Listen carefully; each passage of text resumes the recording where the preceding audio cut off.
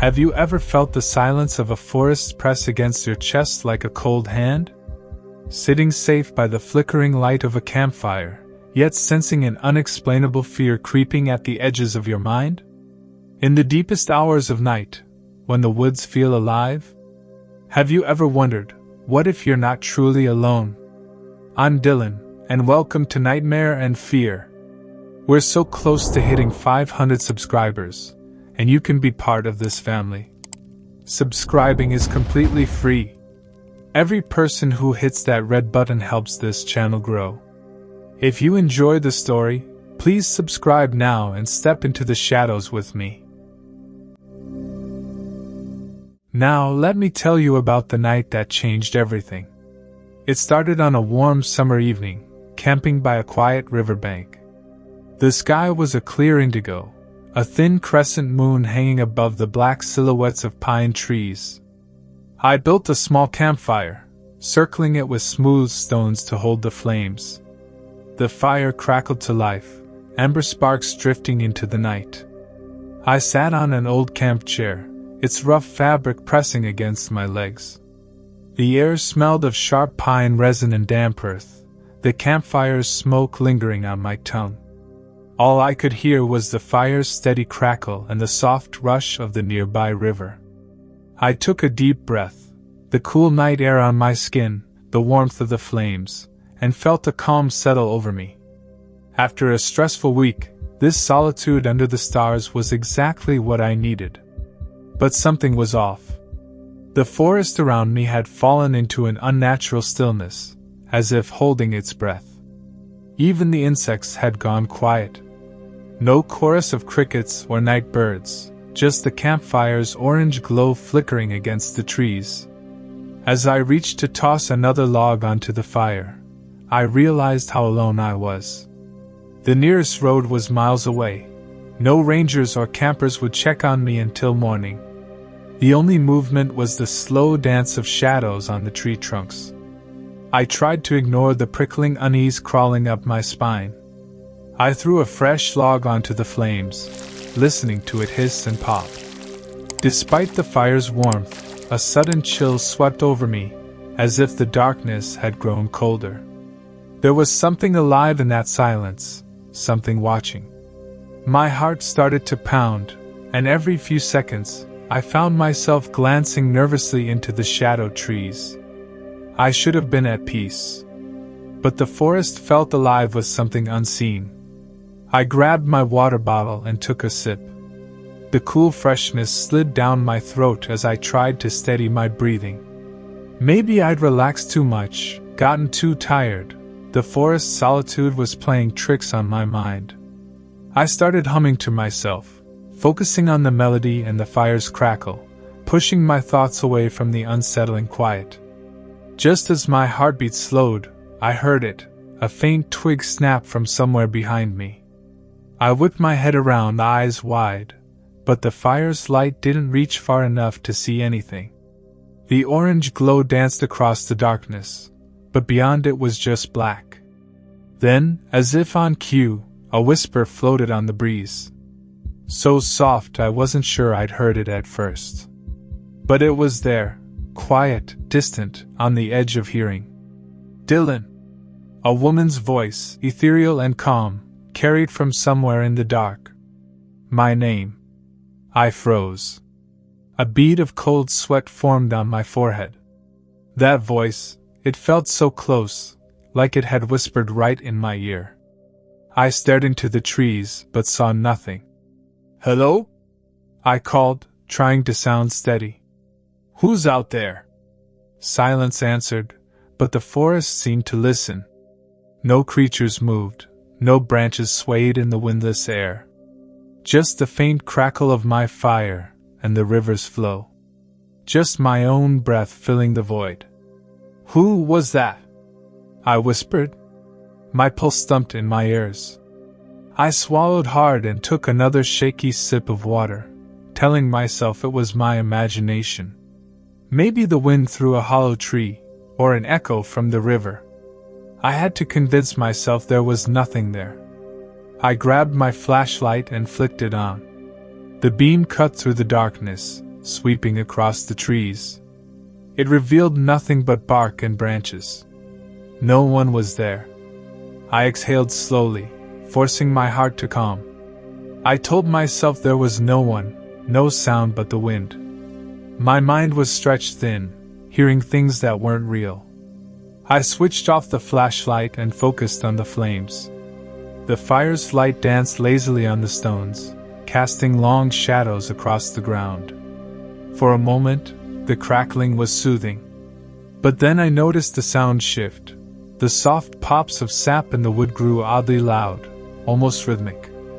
The hairs on my neck stood up. I glanced at my watch in the firelight, 9:13 p.m. The night was still young. I tried to laugh. "Get it together," I muttered, shaking my head. The forest was too quiet. It wasn't natural. I took a deep breath. Then I heard a new sound, a faint, high-pitched chime, like tiny bells.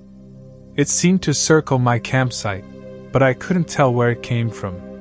Not the wind. The chiming rose and fell, moving around me in short bursts. I turned slowly, shining my flashlight again. The beam swept the river's far bank, but there was nothing, no wind chimes, no metal, nothing to make that sound. The chiming faded completely, leaving only the water's rush and the fire's crackle. I was sure now, I was hearing things. My breaths came short and tense. I gripped the flashlight tight, as if it could protect me from the unseen. Summoning what courage I had, I stood and took a few careful steps toward the riverbank, the beam lighting up wet grass and reeds. The cool earth squished under my boots. The river shimmered in the moonlight, calm and ordinary. Then I saw it, across the water, between two tall birch trees, a faint blue glow.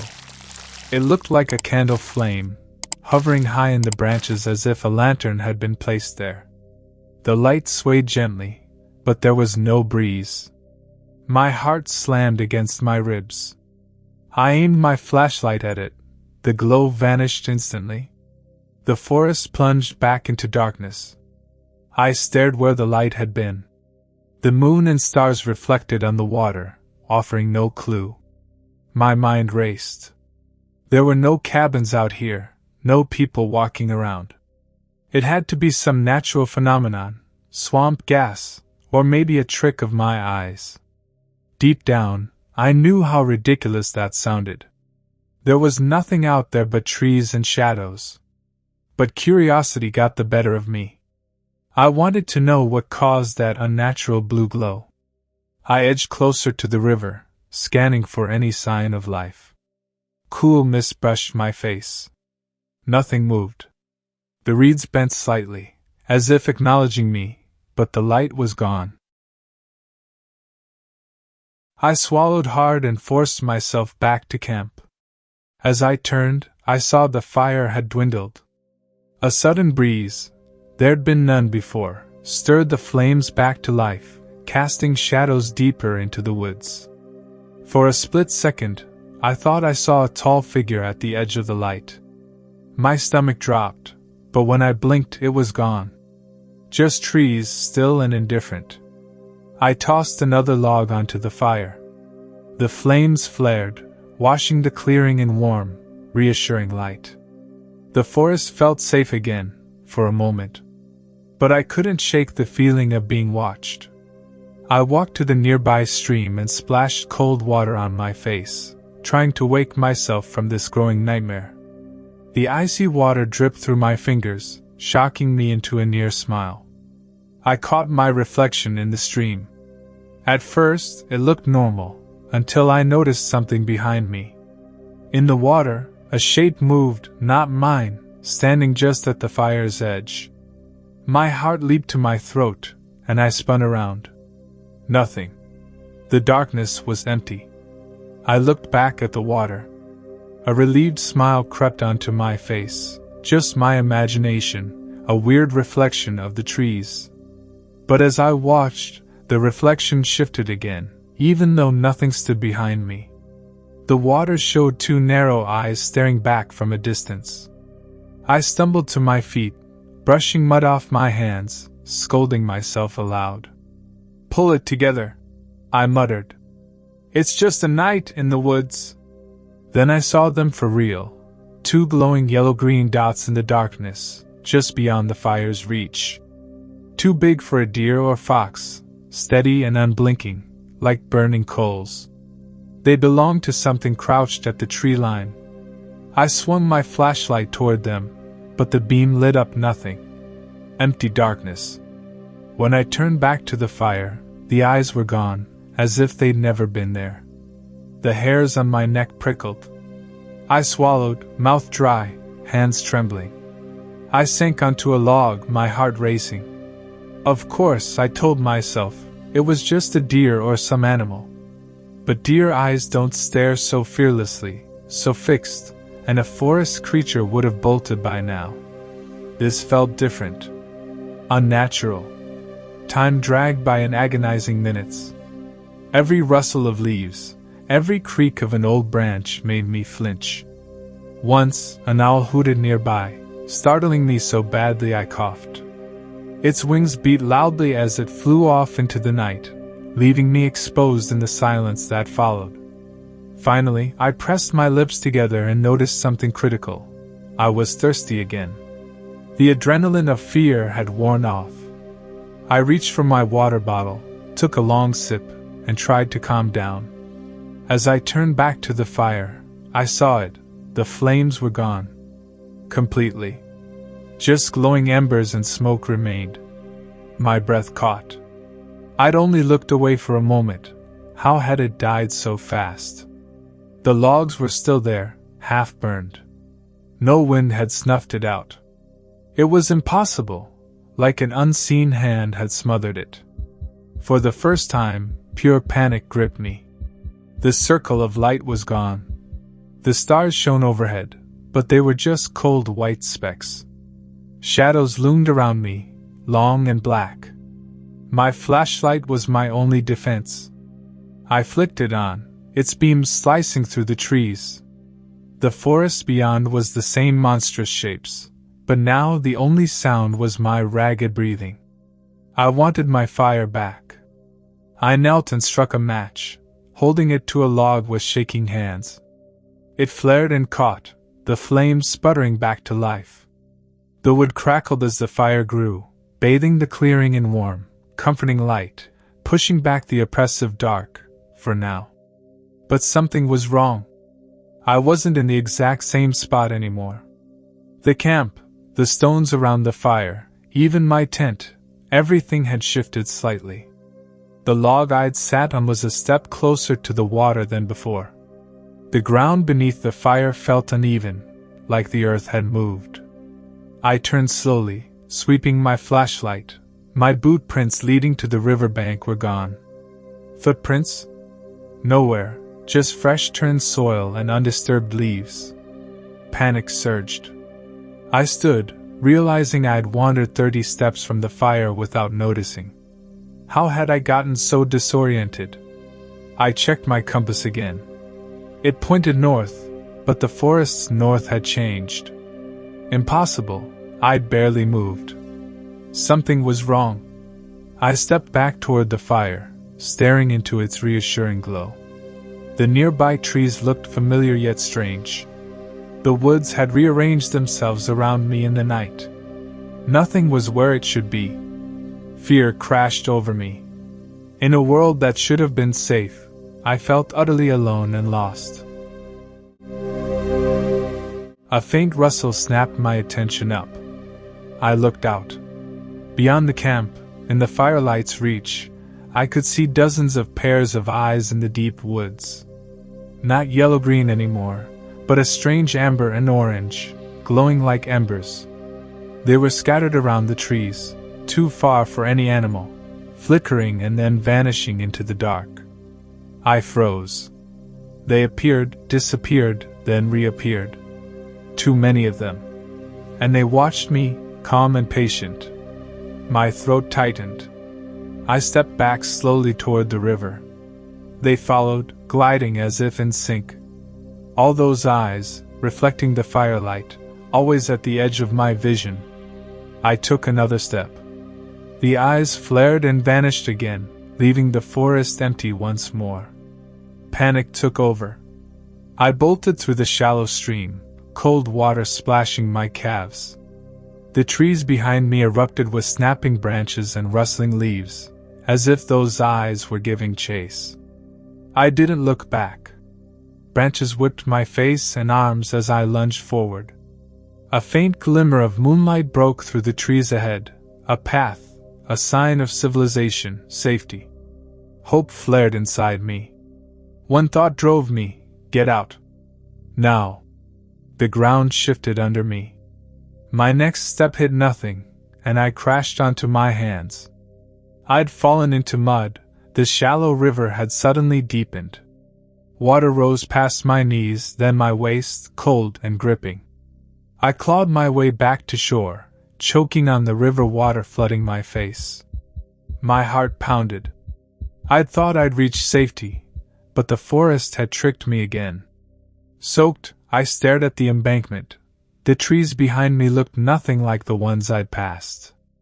I felt like I'd been running in circles, trapped in a maze. The river was nowhere in sight. The moon still hung above, but dawn should have come by now. I couldn't trust my senses anymore.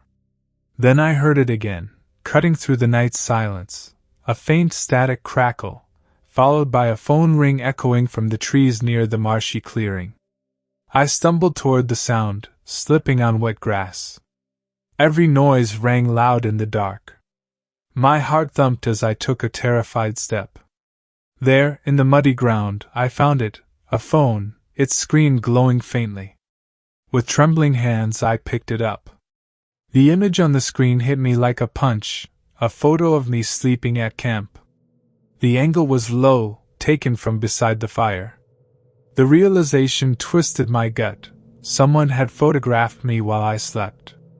My fingers shook as the phone rang again. I had no idea who could have taken it. The ringtone was odd, an old-fashioned rotary dial sound. The cracked screen flickered, and a new image appeared, another shot of the camp, just as I remembered it, from the fire's side. No faces, no people, just the flames flickering. My breath hitched. With each ring, a new photo flashed, one of me adding wood to the fire, another drinking water in my chair, another showing shadows behind the flames. Each one was like someone had watched me all night, capturing every moment. A final photo appeared, me, right now, holding the phone to my face, my eyes wide with fear in its light. The image showed my terrified expression in perfect detail. Then the phone stopped, the screen went black, and the ringing died. I screamed and dropped it into the mud. My muddy hands matched the ground around me. I wasn't holding anything anymore. My flashlight had fallen and gone out. All I could see was the moon's reflection on the river. My head spun. There couldn't have been a photo of me looking at that phone, not when I just picked it up.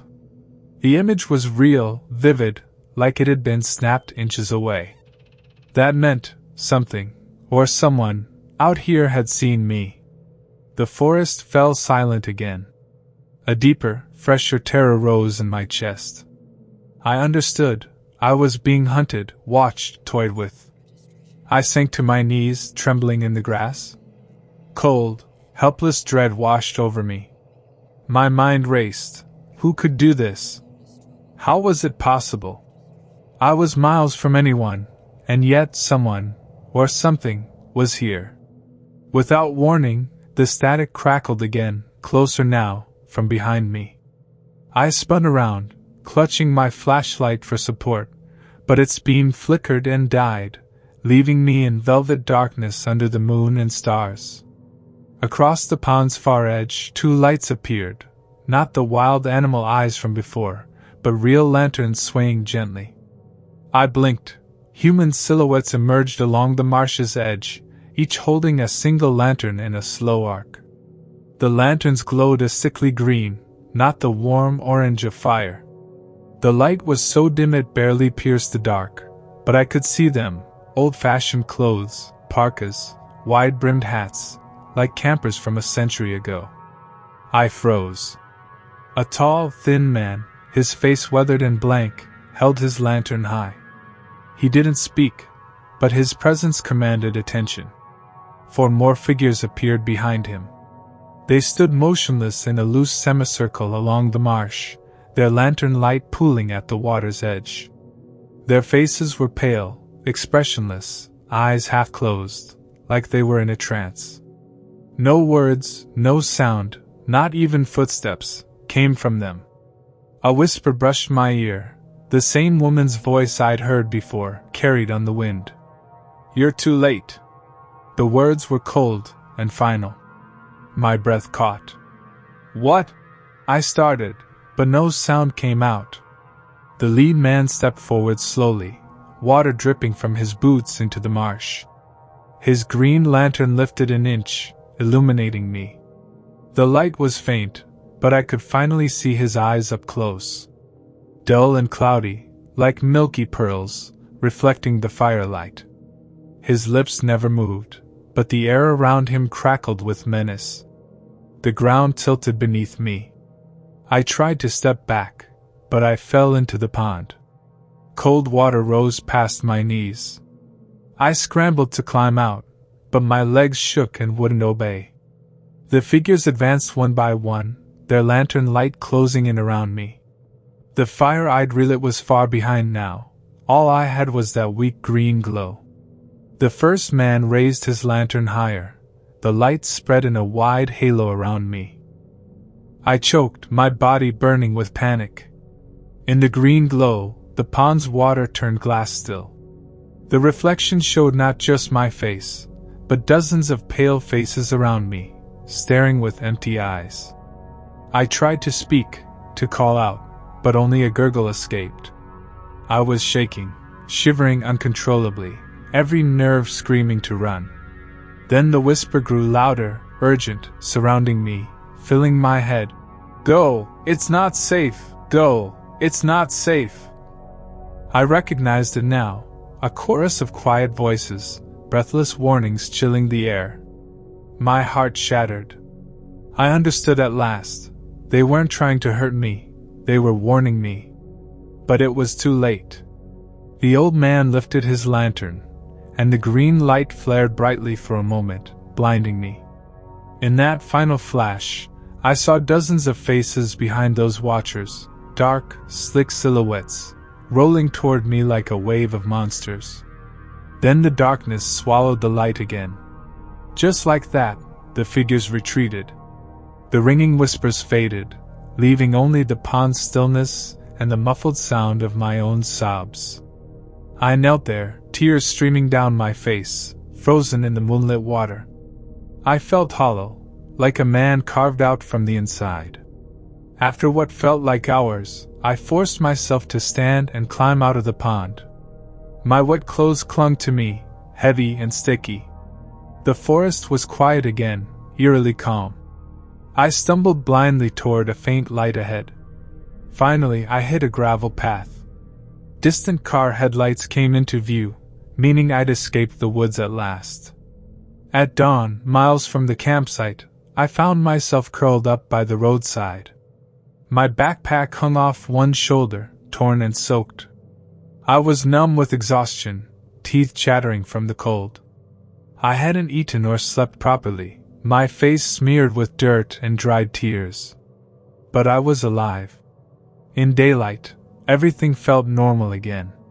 The trees looked peaceful. The moon from last night was gone, it was morning now.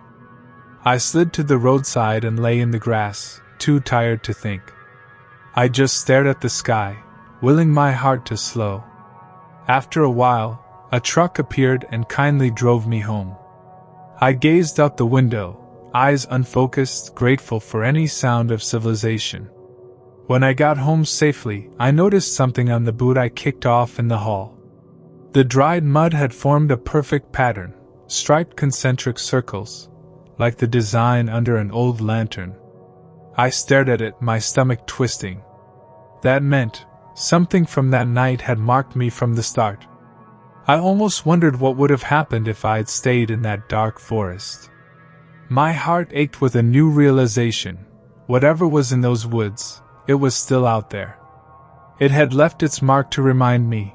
I knew it. That night, in my own bed, I couldn't sleep. Every creak of the house jolted me. Every shadow on the wall looked like those silent lantern figures. I lay awake staring at the ceiling, silently wishing the lights would stay off. The next day, I took a long, hot shower and ran my fingers through my hair. I looked at my reflection in the mirror. Physically, I looked the same, but inside I'd changed. Empty. Scarred. Now, even in daylight, I sometimes feel eyes watching from the edge of my vision. Sometimes, just sometimes, I hear whispers on the wind, calling me back to that pond in the woods. Part of me is still crouched there under those green lanterns, surrounded by dead watcher trees, and I know I'll never fully escape what happened that night. Thanks for listening to my story. If this nightmare chilled you to the bone, please consider subscribing to Nightmare and Fear. It's completely free, and with your help, we'll hit our goal of 500 subscribers. Join our 500-strong family of the dark, and remember, in the shadows, you're never truly alone.